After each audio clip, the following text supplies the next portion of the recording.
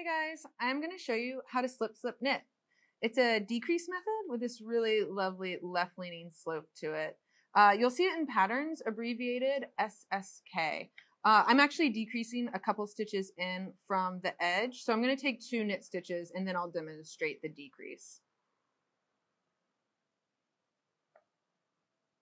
Okay, so to SSK, first, slip 1 knitwise from front to back, then slip 1 purlwise from back to front, and then what you want to do is take the tip of your left needle and slide it into the front of those 2 slip stitches. Now you're actually ready to knit.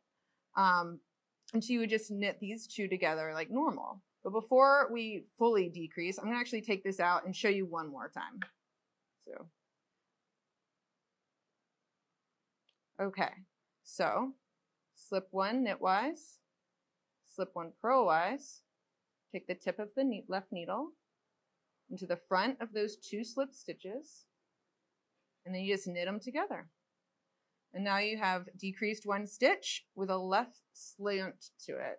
I'm going to just knit to the end of this row real quick, and we'll take a look at our decrease. You'll often see SSK paired together with another decrease method called knit 2 together. The reason they're often put together is because they're mirror versions of one another. So let's see here. Here's our SSK, this beautiful left slant. And here we have our knit 2 together with our right slant. And that's it.